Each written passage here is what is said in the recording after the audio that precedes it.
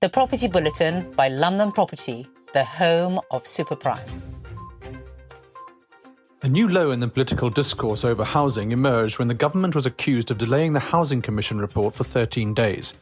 This 500-page report calls for a radical reset and labels the housing crisis an emergency.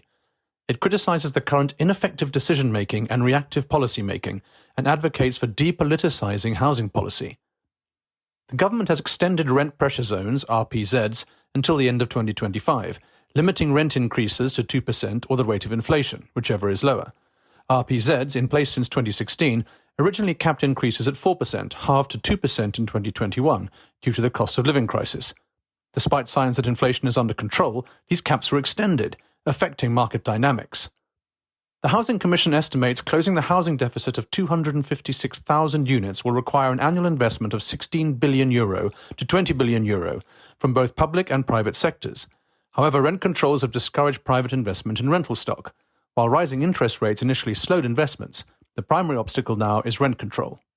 The state has leveraged this opportunity to dominate the market, accounting for 40% of transactions through approved housing bodies, the Land Development Agency and local authorities. However, the private rental market is shrinking, with private landlords exiting at an estimated 8% per year. Swedish economist Assar Lindbeck noted that rent controls can devastate cities. In Ireland, the crude implementation of rent control is stifling supply.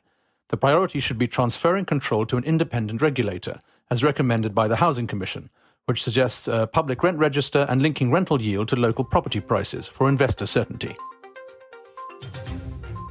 HSBC has opened up its international buy-to-let mortgages to UK brokers for the first time. The bank says the service covers 14 countries and regions, including Australia, Hong Kong, Singapore, Switzerland, the UAE, the USA, Guernsey, the Isle of Man and Jersey. It has also expanded the availability of its international buy-to-let mortgages by offering residents from an additional 5 countries, Egypt, Malaysia, Philippines, Qatar and Taiwan, the option to invest in the UK property market through buy-to-let and residential mortgages with HSBC UK. Foreign buyers in the UK residential property market accounted for 1.4% of all transactions in the year to the end of last March, up 20% on the previous 12 months, according to HM Revenue and Customs data. HSBC UK Head of Intermediary Mortgages, Chris Pearson, says, "Our broker partners provide us with a critical barometer around how we shape our proposition in order to help even more customers with their mortgage needs. That's why the introduction of an international buy-to-let offering, plus the incorporation of another 5 countries to our roster, will be a great addition to their suite of products."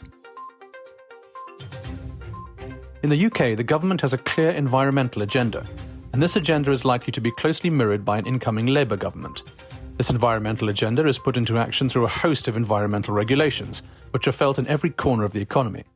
However, in the real estate sector, these concerns are particularly evident. The UK has committed to targets agreed at the COP28 climate summit held in Dubai. This means that it must reach net zero emissions by 2050. To achieve this, the government has put forward a range of incentives and disincentives. You might consider the now shelved decision to ban the sale of new petrol and diesel vehicles. Expansions in alternative energy, carbon capture and heat pump installation are all part of a broader push towards net zero. The construction industry has a particularly large role to play. The state of the buildings we live and work in and the methods through which these buildings are constructed can have a considerable environmental impact. In March 2015, the government began to insist that both new and existing buildings meet a range of energy efficiency characteristics. These requirements are enforced through the planning consent and building regulation regimes. For example, if a window, door or wall doesn't insulate to the required degree, it won't be compliant with regulations. Those investing in property can be sure of what they're buying because of energy performance certificates, which provide advice on the energy efficiency of a building. This has implications in the rental market.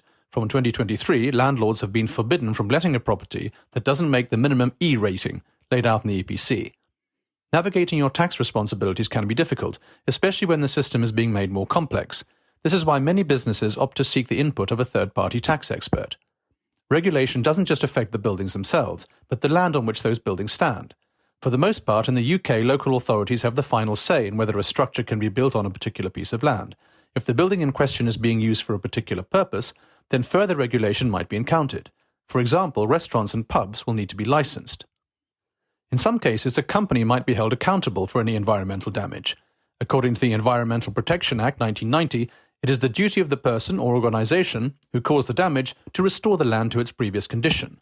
However, in some cases, it's the landowner who is made to deal with the problem, often if the person who caused the damage cannot be determined. Thus, if someone fly tips on your property, you might end up having to deal with it.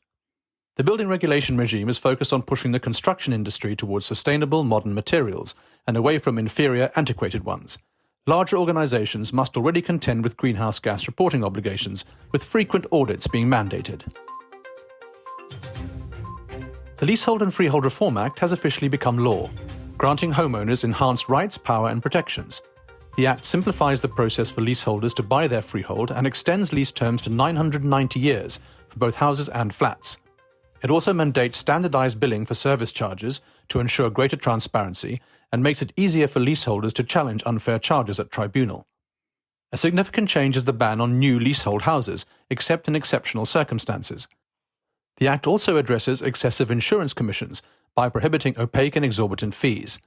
Furthermore, it eliminates the 2-year ownership requirement before leaseholders can extend their lease or buy the freehold. Freehold homeowners now have similar redress rights as leaseholders and can challenge estate charges more effectively. The Act eases restrictions for leaseholders to manage their properties and removes the obligation for leaseholders to cover freeholders' legal costs and disputes. It also aims to make buying and selling leasehold properties quicker and easier. These reforms provide homeowners with more security and transparency, addressing long-standing issues within the housing market.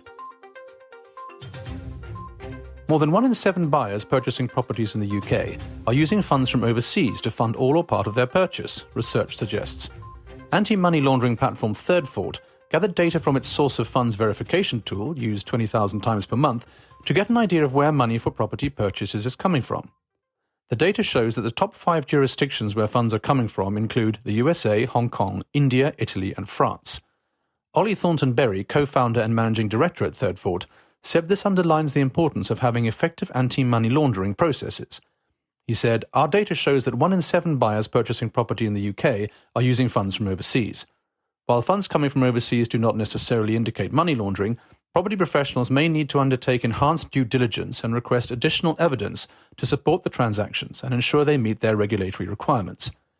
Data from Thirdfort's Source of Funds tool also shows that fewer than 2% of purchasers use funds from jurisdictions that appear on the Financial Action Task Force list of high-risk third countries, with the most common countries including Turkey, Argentina, South Africa, Vietnam and Nigeria. Subscribe to our newsletter to receive our weekly bulletins and stay ahead of what's shaping the super prime property market.